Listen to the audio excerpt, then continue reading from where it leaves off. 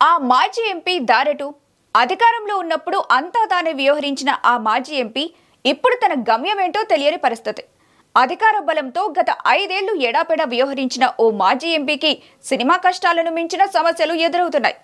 కూటమి ప్రభుత్వం వచ్చిన మరో క్షణం నుంచి ప్రజలు కూడా తిరుగుబాటు చేయడంతో ఆ మాజీ ఎంపీ ఉక్కిరిబిక్కిరవుతున్నారు. ఈ పరిస్థితుల్లో ఆ మాజీ ఎంపీ పార్టీ మార్పు తప్పదా? Watch the story.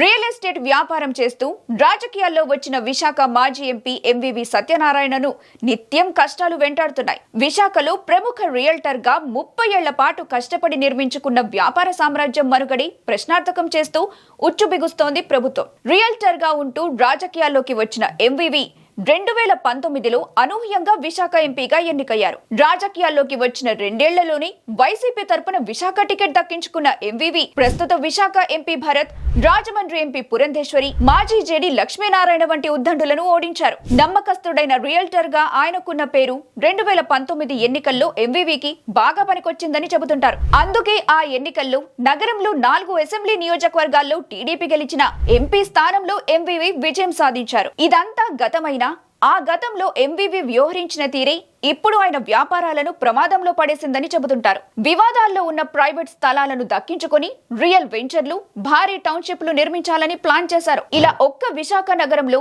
దాదాపు 20 ప్రాజెక్టులను స్టార్ట్ చేశారు ఎంవివి. అయితే తన ప్రాజెక్టులకు భూసేకరణకు సంబంధించి మాజీ ఎంపీపై పలు వివాదాలు, ఆరోపణలున్నాయి. అయితే గత 5 ఏళ్లు వైసీపీ ప్రభుత్వమే ఉండటంతో ఆయన్ను ఎవరూ టచ్ చేయలేకపోయారు. ఎంపీగా ఎంవివి చెప్పిందే శాసనం అన్నట్టు పోలీస్, రెవెన్యూ, మున్సిపల్ అధికారులు వ్యవహరించడంతో ఆయన ప్రాజెక్టులు చకచకా ముందుకు సాగిపోయాయి. అయితే ఇప్పుడు ప్రభుత్వం మారటంతో ఆ ప్రాజెక్టులన్నీ చిక్కుల్లో పడ్డాయి.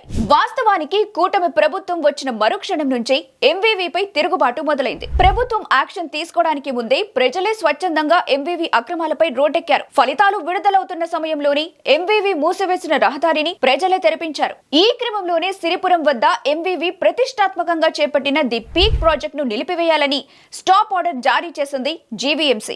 ఇక ఆ భూముల్లో మైనింగ్ కు సంబంధించి అక్రమంగా తవ్వకాలు, పేలుళ్లు చేపట్టారని మైనింగ్ శాఖ ఫిర్యాదు చేసింది. ఈ ఫిర్యాదులపై ఏ క్షణంలోనైనా చర్యలు తీసుకునే అవకాశం ఉందంటున్నారు. చాలా వాటికి అనుమతులు లేకపోవడం, కొన్ని చోట్ల నిబంధనలు అతిక్రమించడంతో వేల కోట్ల విలువైన ప్రాజెక్టులు పూర్తి చేయడం కష్టమేనంటున్నారు. ఇదే జరిగితే 30 ఏళ్లుగా ఆయన నిర్మించుకున్న వ్యాపార సామ్రాజ్యం కుప్పకూలిపోవటం ఖాయమనే టాక్ వినిపిస్తోంది. ఇక పరిస్థితి గ్రహించిన మాజీ ఎంపీ ఎంవివి ప్రభుత్వ పెద్దలను మంచి చేసేందుకు రాయబారాలు నేర్పుతున్నట్టు తెలుస్తోంది. అయితే ఎంవివి కోసం ఎవరూ లాబింగ్ చేయొద్దని టీడీపీ అధిష్టానం తేల్చి చెప్పేయడంతో జిల్లా నేతలు కూడా చేతులెత్తేశారంటున్నారు.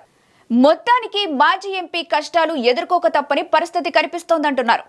అయితే బీజేపీ వైపు వెళ్తున్నట్టుగా అప్పట్లో గుసగుసలు వినపడ్డాయి.